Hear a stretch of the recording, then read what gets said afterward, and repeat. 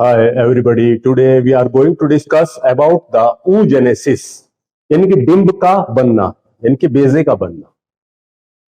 oogenesis का जो process होता है, देखिए ये स्टार्ट हो जाता है आपका तभी से जब फीमेल बेबी जो है आपका यूटस के अंदर मौजूद होती है, यानी कि फीटल कंडीशन में होती है। oogenesis हम कहते किसको? oogenesis कहते हैं differentiation of the ovum into cell component, यानी कि एक सेल कंपोनेंट में कन्वर्ट हो जाना और फिर जो है फर्दर डेवलपमेंट जो है वो आपका after fertilisation, further development when fertilise, जब ये फर्टिलाइज होता है उसके बाद उसमें फर्दर डेवलपमेंट जो है आपका होते हैं।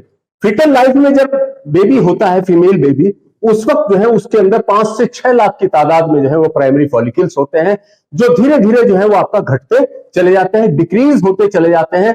तो उनके डिक्रीज होने के प्रोसेस को हम जो है फॉलिकुलर एट्रेजिया कहते हैं, जो डिजेनरेट भी होते चले जाते हैं और रीअब्जॉर्ब भी होते चले जाते हैं।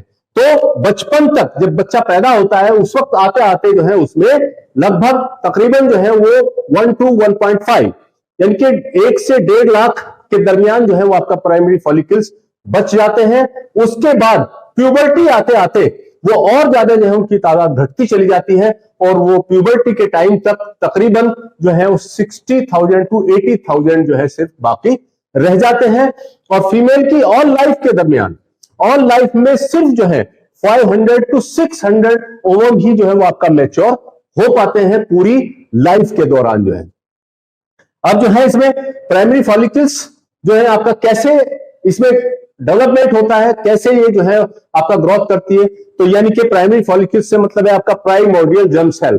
सबसे पहली जो जर्म सेल होती है वो आपका उसके अंदर क्रोमोजोम की संख्या जो है वो आपका डिप्लॉयड होती है, यानी कि 46 क्रोमोजोम उसके अंदर होते हैं। प्राइमरी फॉलिकल्स जो है वो आपका माइटोसिस डिवीजन के जरिए 2 हिस्सों में डिवाइड हो जाती है, तो उसको हम कहते हैं oogoneum।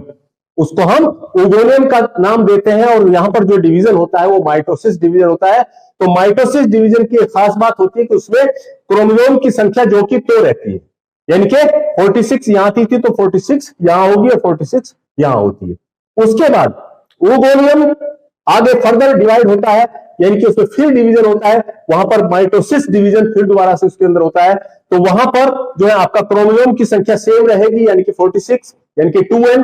तो यहां पर अब जो नई स्ट्रक्चर बनेगी इसको हम प्राइमरी oocyte का नाम देते हैं, प्राइमरी oocyte। उसके बाद यहां पर बर्थ हो जाएगा, जन्म हो जाएगा, यानी कि ये प्रोसेस पैदाइश से पहले का है। उसके बाद बर्थ हुआ, बर्थ के बाद जो है चाइल्डहुड और उसके बाद जो है एडल्टहुड। तो बर्थ में जो का तो रहेगा, चाइल्डहुड तक जो का तो रहेगा और प्यूबर्टी तक ये जो का तो रहता है, प्रोसेस सस्पेंड रहता है। और उसके बाद जो है एट प्यूबर्टी, जैसे ही प्यूबर्टी स्टार्ट होती है तो हार्मोनल इफेक्ट की वजह से इसमें नए चेंजेस आते हैं। देखिए एट प्यूबर्टी यानी कि प्राइमरी oocyte जो है आपका बिफोर बर्थ तक ये जो है प्राइमरी oocyte रहते हैं।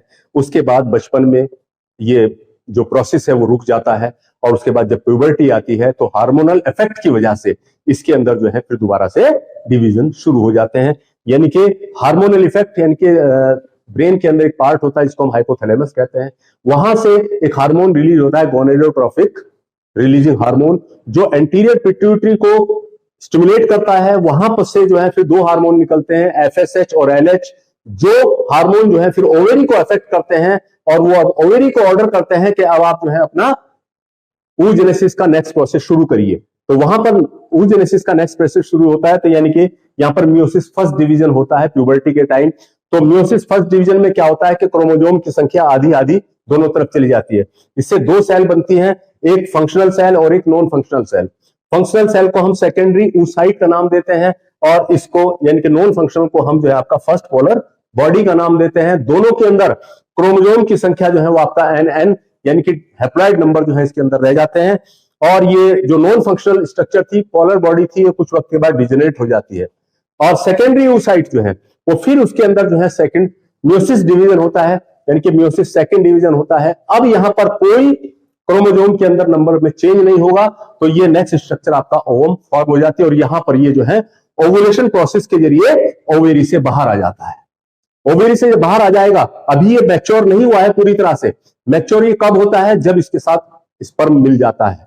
अगर इसको स्पर्म नहीं मिलता है तो ये आगे फैलोपियन ट्यूब से होता हुआ आपका यूट्रस में जाके डिजेनरेट हो जाएगा, डिस्ट्रॉय हो जाएगा। लेकिन अगर इसको फैलोपियन ट्यूब के अंदर स्पर्म मिल जाता है तब ये मैच्योर ओवम बन जाएगा और फिर जो है यानी कि फर्टिलाइज एग बन जाएगा। फिर उसमें फर्दर डिविजन्स होंगे और वहां से आपका ये नेक्स्ट प्रेगनेंसी का प्रोसेस जो है आपका शुरू हो जाता है। प्यूबर्टी के टाइम देखिए ओवेरी से दो हार्मोन रिलीज होते हैं, एक होता है आपका एस्ट्रोजन हार्मोन, एक प्रोजेस्टेरोन हार्मोन। एस्ट्रोजन हार्मोन तो पहले से प्रोड्यूस होता रहता है, लेकिन प्रोजेस्टेरोन हार्मोन जो है वो आपका एट प्यूबर्टी ओवुलेशन के बाद से शुरू होता है। वो कैसे होता है, यानी कि ओवेरी के अंदर ये आपका ओवेरी है, हमने यहाँ पर ओवेरी दिखाई, तो ओवेरी के अंदर ये बहुत सारे जो है आपका इमेच्योर ग्रेफिन फॉलिकल्स पड़े हैं, इमेच्योर ग्रेफिन फॉलिकल्स, और पूरे मंथ में एक ओवम जाकर जो है वो आपका मैच्योर होता है, यानी कि एक ग्रेफिन फॉलिकल जो है वो आपका मैच्योर होती है। तो इन स्ट्रक्चर को हम क्या कहते हैं, ग्रेफिन फॉलिकल्स कहते हैं। फिर ये ग्रेफिन फॉलिकल्स जो है इनमें से एक जो है वो आपका ओवेरी के एक किनारे पर आ जाता है और ये बाहर को उभर जाते हैं, इसको हम स्टिग्मा कहते हैं। तो ये आपका ग्रेफिन फॉलिकल यहां पर जो है मैच्योर होने की कंडीशन में आ जाता है। उसके बाद क्या होता है कि ये आगे का जो ओवेरी का प्रोसेस खुला हुआ था, एक प्रोसेस बना था, वो रप्चर हो जाता है, वो यहां से रप्चर हो जाता है और उसमें से ओवम निकल के बाहर गिर जाता है, ओवम निकल के बाहर गिर जाता है। फिर वो फैलोपियन ट्यूब के जरिए आगे बढ़ जाता है यूट्रस की तरफ। तो यहां पर जो स्ट्रक्चर बचती है, अब यहां पर जो स्ट्रक्चर बचती है इसको हम कॉर्पस ल्यूटियम कहते हैं, कॉर्पस ल्यूटियम कहते हैं। और रास्ता बंद हो जाता है, दोबारा से ओवेरी अपनी सही पोजीशन में आ जाती है। तो ये कॉर्पस ल्यूटियम जो है आपका, ये आपका ओवम रिलीज हो गया सेकेंडरी oocyte की शक्ल में। और तो अगर इसको स्पर्म मिल जाता है, यानी कि अगर ये फर्टिलाइज हो जाता है, अगर ये फर्टिलाइज हो जाता है तो फर्टिलाइज एग की शक्ल में आगे प्रोसेस बढ़ेगा। और अगर ये फर्टिलाइज नहीं होता है, अगर ये फर्टिलाइज नहीं होता है तो ये जो कॉर्पस ल्यूटियम थी, ये कॉर्पस ल्यूटियम जो प्रोड्यूस कर रही थी प्रोजेस्टेरोन हार्मोन, ये प्रोजेस्टेरोन हार्मोन प्रोड्यूस करती है। अगर स्पर्म नहीं मिलता है, फर्टिलाइजेशन नहीं होता है, तो ये 28वें दिन जाकर जो है वो आपका रिग्रेस हो जाएगी और नेक्स्ट मेंस्ट्रुअल साइकिल का प्रोसेस जो है आपका शुरू हो जाएगा। लेकिन अगर यहां पर फर्टिलाइजेशन हो जाता है, यानी कि ओवम के साथ स्पर्म मिल जाता है, तो अब ये जो आपका कॉर्पस ल्यूटियम है ये 2 से 3 महीने तक जो है सेफ रहती है under the effect of HCG, human chorionic gonadotropin की वजह से ये बिल्कुल सेफ रहती है अप टू 2 to 3 months। यानी कि जब तक बच्चा जो है पूरी तरह से मां के साथ इंप्लांट हो जाता है, तो जब वो इंप्लांट हो जाता है प्लेसेंटा के जरिए, तो जब अब जो ये काम इसका था ओवेरी का, कॉर्पस ल्यूटियम और ओवेरी का काम था यानी कि एस्ट्रोजन प्रोजेस्टेरोन का प्रोडक्शन करना, अब वो काम जो है आपका प्लेसेंटा खुद फॉर्म करेगा। तो ये कॉर्पस ल्यूटियम 2 से 3 महीने के बाद जो है वो आपका रिग्रेस हो जाएगा। तो यहां पर हमारा समझाने का मतलब था oogenesis। तो ये था हमारा आज का लेक्चर oogenesis।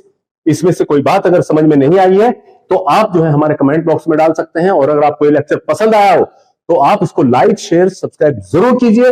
थैंक्स।